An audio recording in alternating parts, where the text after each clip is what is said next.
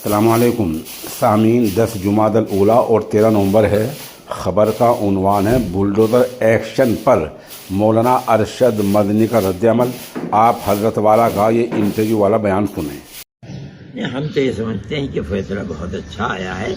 اس وقت جو انہوں نے پہلے تبصرہ کیا تھا اس تبصرے سے سپریم کورٹ کا اسٹینڈ واضح ہو گیا تھا، لیکن بہرحال فیصلہ نہیں آیا تھا۔ آج فیصلہ آیا۔ کورٹ ایسی جگہ ہے کہ جب کسی غریب کے لیے تمام راستے زندگی کے بند ہو جاتے ہیں تو وہ کورٹ میں پہنچتا ہے، قرض لے کے پہنچتا ہے، اپنی جائیداد کو بیچ کے پہنچتا ہے۔ جمعیت علماء ایسے غریب لوگوں کی، مصیبت زدہ لوگوں کی مدد کرتی ہے۔ ہم کورٹ میں گئے اور یہی سمجھ کر کے گئے کہ ان کے لیے کوئی سہارا اب نہیں ہے۔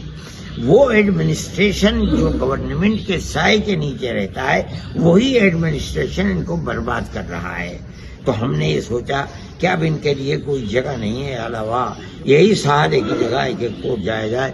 ہم اللہ کا شکر ادا کرتے ہیں اوپر والے کا کہ فیصلہ آیا ہے، ان غریبوں کے حق میں آیا ہے۔ یہ لوگ اپنی زندگی کو صحیح طریقے پر گزاریں گے۔ ان کے مکانات گرے ہیں، ان کے مکانات کا معاوضہ دلوایا جائے گا اور آئندہ اس طریقے کی صورتحال نہیں ہوگی۔ ملک میں کبھی نہیں تھی، اب 4-5 سال سے یہ چیز نکل آئی ہے، انشاءاللہ ختم ہو جائے گی، اب آئندہ کبھی نہیں ہوگا۔